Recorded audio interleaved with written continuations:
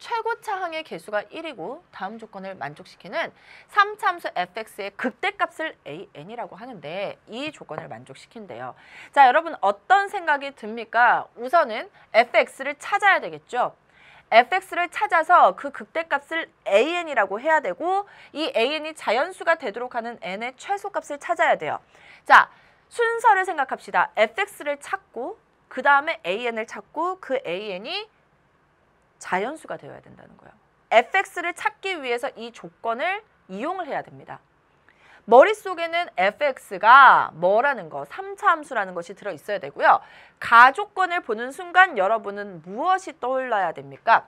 fx가 3차 함수인데 n의 값을 x에다가 대입하면 0이 되는구나. 21번 문항이 대부분의 문항이 그래프 문항이라고 생각하고 접근했을 때 fn이 0임을 의미하는 것은 뭡니까? n이라는 값은 자연수일 거고요. 이 n의 값을 x가 n일 때 뭐를? x축 위에 그 점을 지나고 있다라는 거죠. 즉 다시 얘기하면 fx가 있으면 여기가 n이에요. 그러면 함수가 이렇게 되던가 아니면 이렇게 지나고 있던가 아니면 이렇게 이 세 가지 모양 중 즉 x값이 n일 때는 무조건 x축 위에 있어야 된다라는 거. 그거를 같이 생각하고 두 번째는 최고차 항의 개수가 1이기 때문에 fx는요.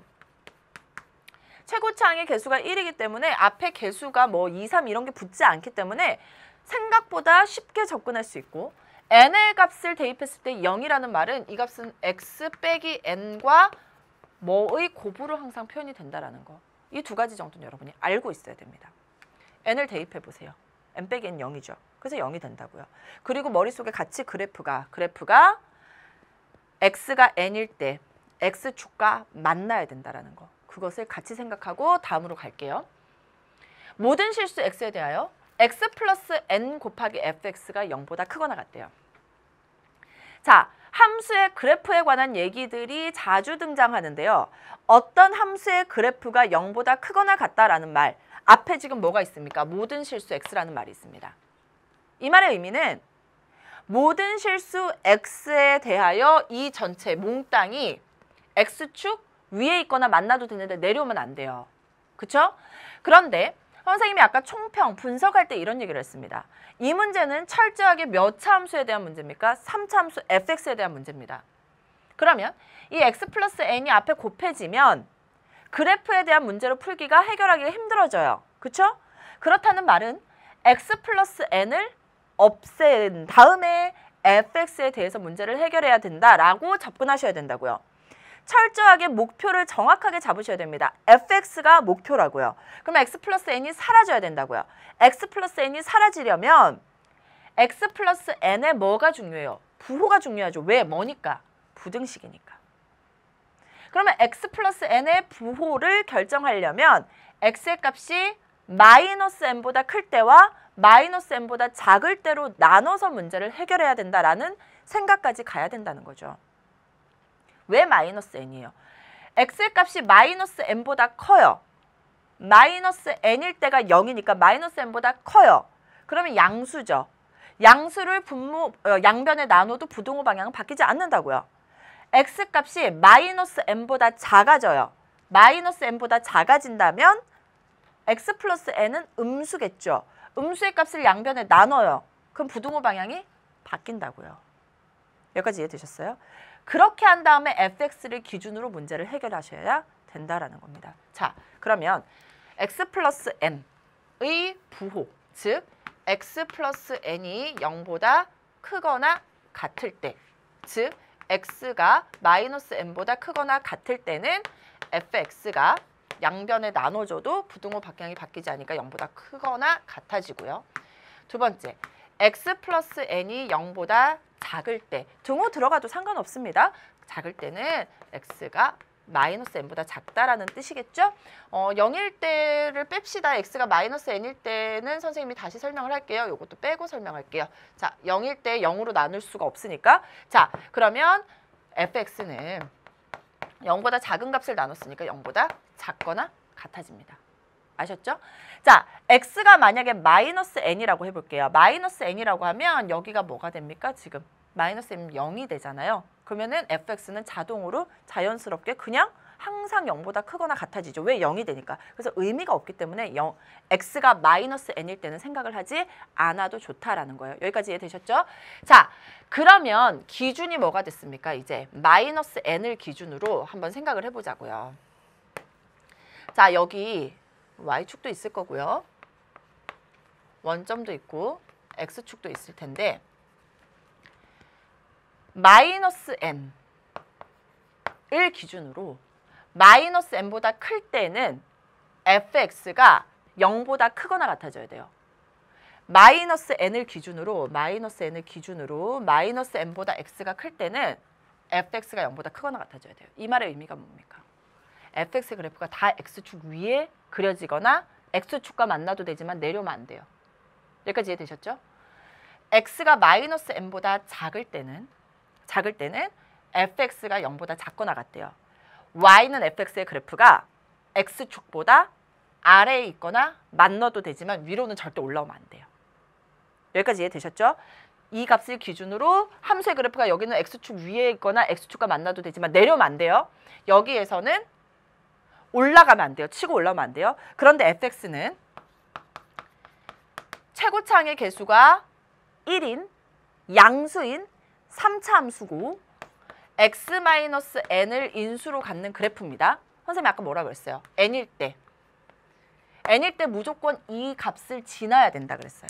이 값은 지나야 돼요. 이 값은 지나야 돼요. 자, 그러면 여러분 3차 함수의 그래프 개형은 두 가지라고 했습니다. 크게. 양수일 때 개형은 어떻게 생겼다?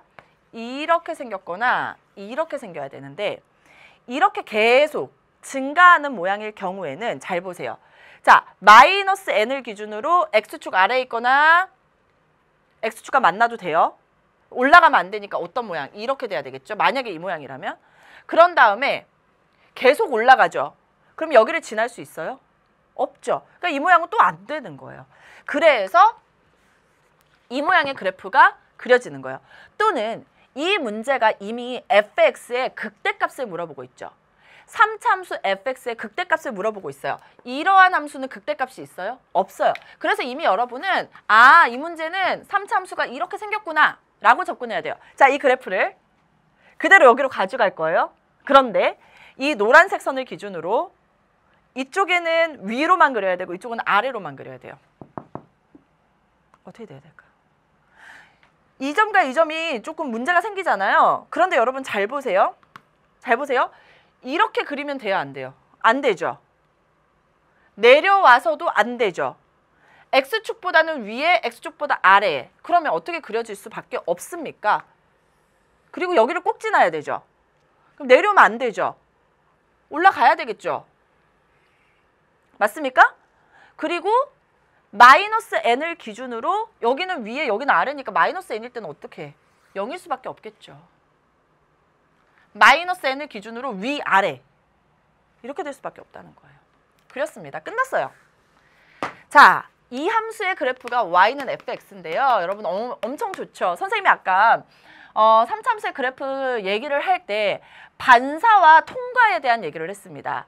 지금 21번 문항만 보는 학생들 지금 정리하세요. 자, 지금 여기 n이라는 값을 기준으로 통과하는 것이 아니라 이렇게 접하고 있잖아요. 이 접하고 있다라는 말의 의미는 x-n의 제곱을 fx가 인수로 갖고 있다라는 뜻이고 마이너스 n은 지금 그냥 지나고 있죠. 통과하고 있죠. 그러면 x 마이너스 n, 즉 x 플러스 n을 인수로 갖고 있다라는 뜻이에요. 그래서 3차 함수 이미 끝나버렸죠. 그래서 이 값이 fx입니다. fx 찾은 거예요. 그래프를 그리고 나면 fx의 함수를 금방 찾을 수 있게 된다는 거죠. 자, 그래서 fx 찾았습니다. 이제 함수의 그래프를 이용해서 fx를 찾았다면 fx는 x 플러스 n의 x 마이너스 n의 제곱이었는데 이것의 극대값을 an이라고 하재요. 극대값. 극대값을 찾기 위해서는 뭐가 필요합니까? 극대값을 찾기 위해서는 미분한 값이 필요합니다. 그렇죠? 그래서 미분을 하는데 여러분 우선 미분하기 위해서는 이건 다 전개를 해야 돼요. 합성함수 미분법 아는 학생은 그냥 바로 미분하면 되는데 모르는 학생도 충분히 할 수 있는데 전개를 할 때 x 플러스 n과 x 마이너스 n이 있기 때문에 저는 이렇게 전개할래요. x 플러스 n, x 마이너스 n을 먼저 하고 x 마이너스 n을 나중에 한 번 더 곱해주자고요. 여기가 왜? 합차니까 x제곱 마이너스 n제곱 이렇게 되잖아요. 그러면 이렇게 계산하면 x 세제곱 이렇게 계산하면 마이너스 nx제곱 이렇게 계산하면 마이너스 n제곱 x 마이너스 마이너스 플러스 n의 세제곱이 바로 fx고요. 그러면 f'x는 뭐가 됩니까? 3x제곱 마이너스 2nx 마이너스 n제곱이죠. 인수분해 가능합니다. 3x 플러스 n x 마이너스 n 하면 나오죠? 3x제곱 마이너스 3nx 플러스 nx 마이너스 n제곱. 자, 그러면 여러분 n은 자연수기 때문에 마이너스 3분의 n과 n 2차 함수 아래로 볼록이죠.